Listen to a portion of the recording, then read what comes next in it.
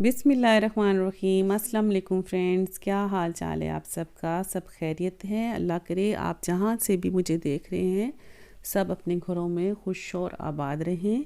तो जी फ्रेंड्स, ये आज मैं जो वीडियो लेकर आई हूँ ये मेरी वो वीडियोस हैं जिनको मैंने शूट तो कर लिया था, लेकिन कुछ वजूहात की वजह से मैं इनको नहीं लगा पाई थी। तो आज मैंने सोचा मैं सब जो 2-4 रह गई थी वीडियोस मेरी कुकिंग की वो मैं आज एक साथ ही लगा दूं और आपको ये भी बता दूं कि जो मैंने टाइटल में लिखा है कि मैं फ़ेल होगी, मैं इसी वजह से फ़ेल हो गई थी कि मैं इनको अपलोड नहीं कर सकी थी।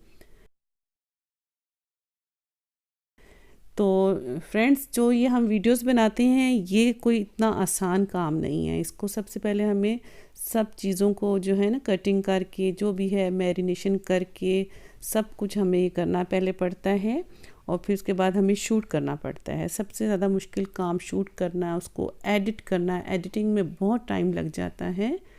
तो देखने में तो ये बहुत आसान होता है ये काम, लेकिन करने में बहुत मुश्किल है। जो मतलब मेरी बहनों ने भी ये काम नहीं किया, अगर वो करना चाहती हैं तो अपनी हिम्मत और अपनी मतलब ताकत से ये काम शुरू कर लें।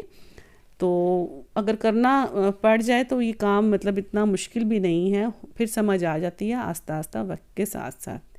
तो ये मैंने ना नूडल्स बनाए थे, होममेड नूडल्स थे। ये नूडल्स मैंने घर पे बनाए थे। उसकी मैंने सबसे पहले वेजिटेबल्स काटी थी, साथ में मैंने चिकन मैरिनेट करके रखा था। अभी लास्ट में मैंने इसमें मायोनीज़ और केचप डाला है। इन सबको मिक्स कर रही हूँ। साथ में स्पाइसेस डाले थे जिसमें काली मिर्च, नमक, सिरका, सोया सॉस वगैरह था।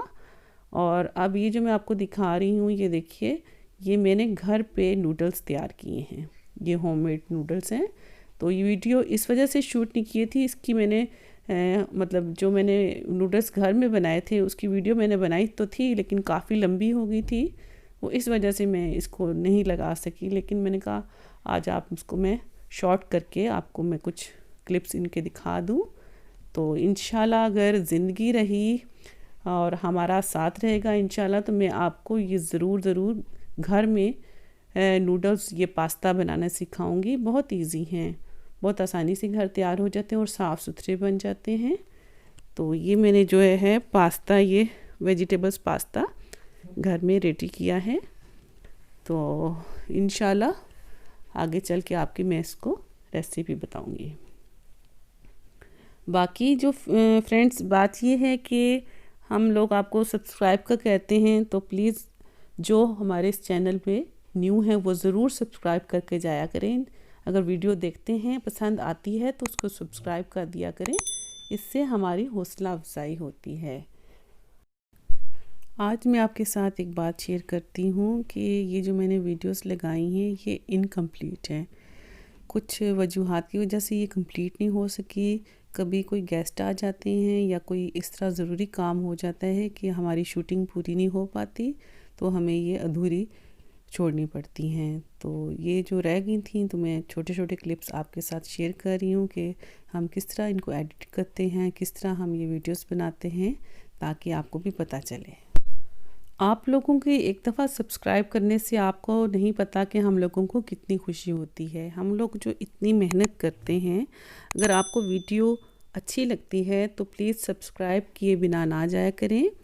आपका एक सब्सक्राइब जो है हमारी लाइफ बदल सकता है, हमारी काफ़ी इससे जो है ना हौसला अफजाई होती है। अब ये सेकंड मेरी वीडियो थी, इसमें मैंने चिकन जलफ्रेज़ी बनाया था। इसमें मैं लहसुन अदरक का पेस्ट डाल के साथ में ही मैंने टमाटो का पेस्ट ऐड कर लिया था। उसको अच्छी तरह मिक्स किया, भूना है।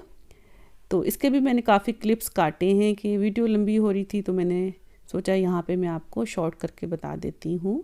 तो ये मैंने इसमें मेरे पास 1.5 kg चिकन था, वो मैंने इसमें डाल के इसको ब्राउन किया है। थोड़ा सा जब ये फ्राई हो जाता है तो इसमें मैंने नेशनल का चिकन जलफ्रेज़ी का जो पैकेट है वो मैंने इसमें डाला था। ये जो पैकेट है आप भी ज़रूर इसको इस्तेमाल करें, इसका काफ़ी अच्छा टेस्ट है। मेरे घर में तो हमेशा से यही मतलब यूज़ होता है, चिकन जलफ्रेज़ी नेशनल का।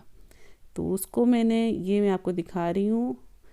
तो मैंने एक पैकेट लिया है और मैंने इसको आधा किलो दही में मिक्स कर लिया था। तो देखिए मैंने पहले जो लहसुन अदरक का पेस्ट था साथ में ही टमाटर प्यूरी डाली है, फिर चिकन डाल के अब मैं ये मिक्सचर डाल दूँगी। इस तरह झटपट से हमारी जो है चिकन जलफ्रेज़ी तैयार हो जाएगी।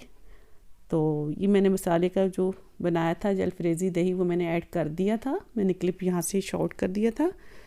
और अब मैं इसमें प्याज ऐड करूँगी। प्याज डाल के फिर मैं इसको दम पर रख दूँगी ताकि इसका पानी चिकन का खुश्क हो जाए। फिर लास्ट में हम इसमें जो है ना वो शिमला मिर्च डालेंगे। तो ये मैं आपको बता रही थी, हम लोग काफ़ी मेहनत से ये वीडियोस बनाते हैं, तो इसलिए आप ज़रूर इसको लाइक और शेयर कर दिया करें और साथ में सब्सक्राइब भी कर दिया करें।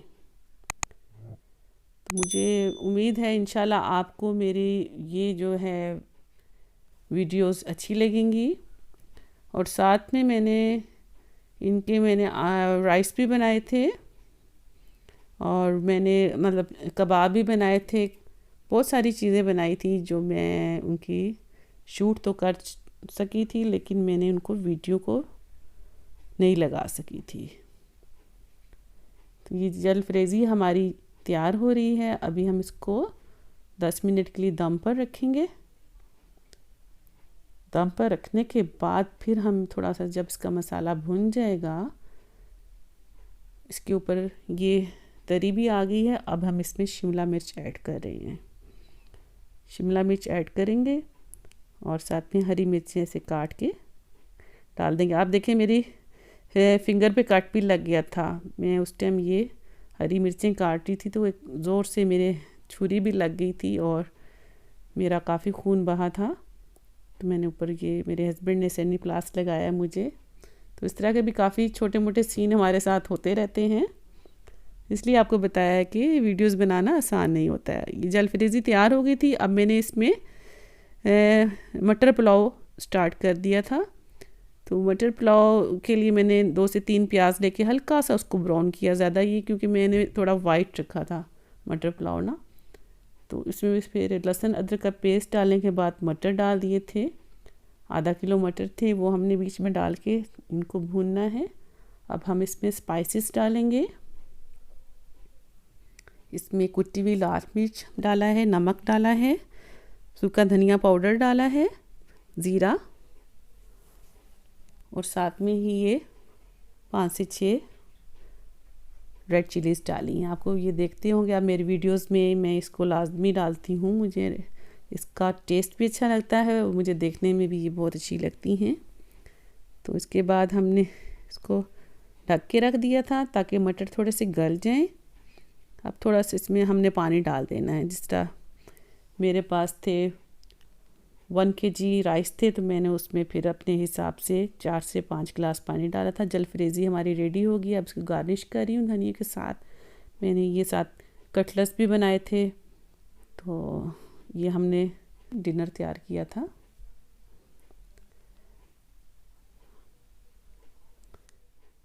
राइस अब मैंने उसमें डाल दी थे और ये अब मैंने इसको दम पे रखना है। तकरीबन 7 से 8 मिनट के लिए हम इसको दम पर रखेंगे। तो ये राइस हमारे फिर इस तरह बन जाएंगे, अभी नहीं पके। इस पर हल्का सा